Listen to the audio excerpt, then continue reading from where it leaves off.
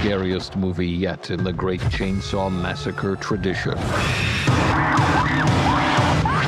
All right, and welcome to After the Screen podcast. My name's Chris, the independent filmmaker. We usually have Jess here with us, but she wasn't able to make this one. She'll be at the next one, so you just got me. And I have a movie review for you, and this is going to be Dolly, the new slasher horror film out there. You know, and I like a smart, artistic horror film, but sometimes I just want something gritty, and Dolly delivers exactly that. This is a grimy, unapologetic grindhouse slasher that feels like it crawled out of a forgotten VHS tape from the 1970s. You know, and in the center of this is a killer that might actually become a new horror icon. Feels like they're ripped right out of that original Texas Chain Saw Massacre.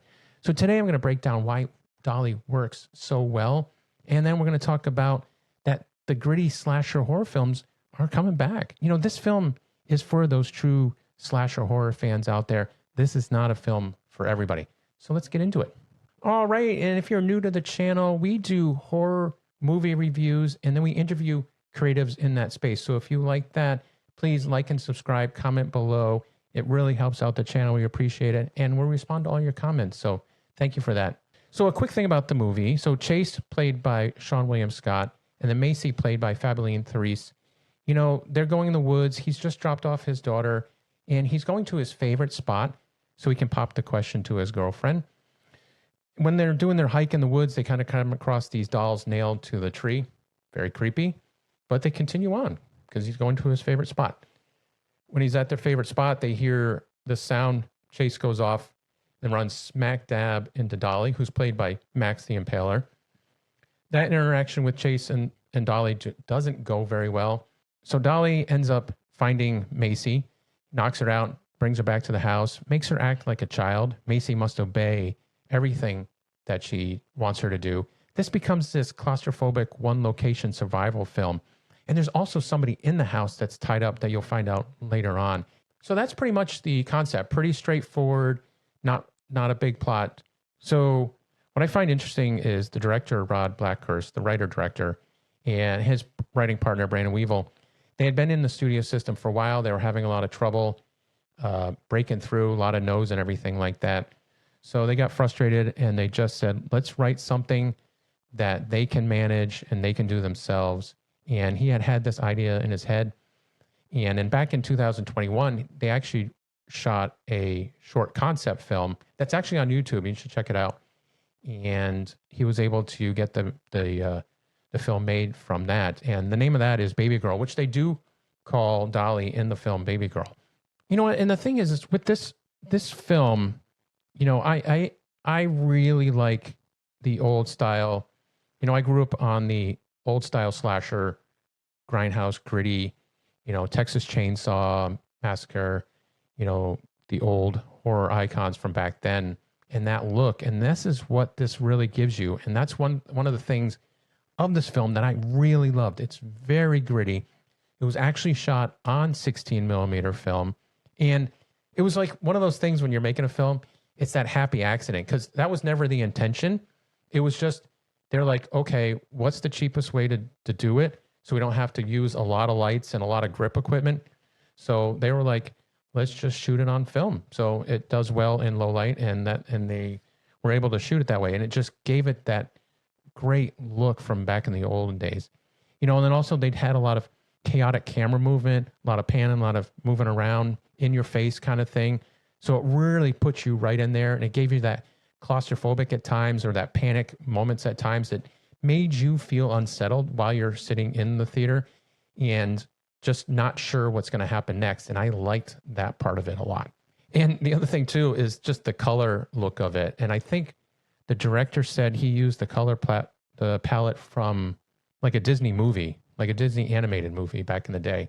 So he pulled from whatever he could to get it like that. But it certainly feels like that modern day Texas Chainsaw film, like the original vibes of that. You know, and the other thing is Dolly, the monster. She's just an iconic character, kind of like along those lines of, well, let's not say yet, but you know, like Michael Myers or Jason or anything like that. I think this one feels very iconic. The look of it is really great. It doesn't feel cheesy or cheap at all. And the funny thing is she is super strong. So she's a very scary character that I would not want to run into in the woods. But I liked the complexity of her. She is very terrifying, but also fascinating character. You know, I felt bad for her. I did feel a little sympathetic towards the character. And I just find it very interesting because anybody that acts with a mask on like that, and to be able to project those emotions across to you sitting in the theater is that's not easy to do. And I felt that with this character that she was going through a lot, she's been through a lot, and she's the product of all that stuff that she's been through. And this is why she's that way. You know, it's that backwoods type of family thing going on, and it's just they've been through a lot, and this is how she acts. So it's interesting. I want to know more about her character because you do feel that pain behind the mask. But it's also, she does have some of the movements that I feel like from Leatherface and too. So maybe they did take some of those too, but she does have some of her own. You know, this movie really kicks off quickly. They get the child dropped off really quickly, and they're in the woods very quickly, and they actually run into the dolls very fast. And then before you know it, they're contacting with Dolly already. So this film kicks off very quickly and gets you right into the action. Now, like I said, there's not a lot. It's a simple plot. But it's a slasher. So do we need a big plot? I don't know. It's going into the woods, running into somebody that you don't want to run into, and it all goes wrong. So I don't know if you need that complex plot here. I think you just need to execute it very well. And that's what they did here. And once it takes off, it really takes off. And this film makes you feel uncomfortable. From Dolly treating Macy like a child, trying to feed her to this slop that seems disgusting, to, just putting her in a high chair, treating her like a child. It's just everything about this is disturbing. And then they have a lot of the gross things going on, and then just the gore, because it's a gritty film. So you get great kills. Like you said, you get that gore and that grossness. It really delivered that. The special effects on set did an amazing job bringing all that gore and grit to the film. When I'm doing a film, I'm always looking for the great location, because the location can really add to that and add to that aesthetic of the film. And this backwoods setting just really gives you that atmosphere. It puts you in that you're really isolated, and you've really got yourself into something that's not good at all. I really enjoyed the direction of this. I think Rod did well with his choices, because this film felt a little different. I felt like it was always on my back foot and just not sure what was going to happen with it. And I liked that, like just being in there in the moment, and the score was great too. That old school just goes along with that old school look of the film, just completes the package. What didn't quite work so well, but it could go either way, is, like I said, there's not a lot to the plot, but I didn't know if you needed a lot of plot for a slasher.